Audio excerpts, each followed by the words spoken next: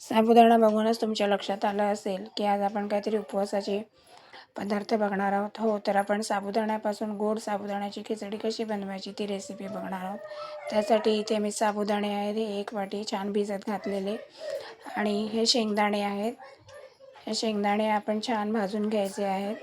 भाजून थंड करून त्याची साल आपल्याला काढून घ्यायची आहे. आणि जर तुम्हाला अख्खे हवे असेल तर अख्खे, किंवा तुम्हाला क्रश केलेले आवडत असेल तर मिक्सरमध्ये एकदा पल्स मोडमध्ये त्याला आपल्याला चालवून घ्यायचं आहे, किंवा खलबत्त्यात तुम्ही ठेचूनसुद्धा घेतलं तरी चालेल. शेंगदाणे थंड झाले की मग त्याची आपण साल काढून घेऊया. अशा पद्धतीने मी काही अख्खे ठेवलेले आहेत, काही थोडे क्रश केलेले आहेत. इथे एका पॅनमध्ये आपण 2 ते 3 चमचे तूप घालूया. तूप छान गरम झालं की त्यामध्ये मग आपण हे साबुदाणे घालूया. ही साबुदाण्याची खिचडी अतिशय झटपट होते आणि ज्यांना गोड खायला आवडत असेल त्यांनी नक्की आवर्जून बनवायची आणि खाऊन बघायची. खूप छान आणि खूप टेस्टी होते. मला तर त्या मीठवाल्या साबुदाणा खिचडीपेक्षा एक गोड खिचडी भरपूर आवडते आणि ही अगदी लवकर होते, कमी साहित्यामध्ये होते. त्यामुळे मी माझा उपवास असला आणि मला खायचं असलं की मी असंच बनवते.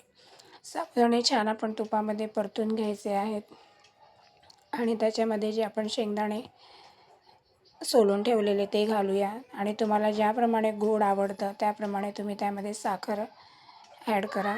तुम्ही पिठी साखर पण ॲड करू शकता, आखी साखर पण ॲड करू शकता. मी याच्यामध्ये साखर घातलेली आहे.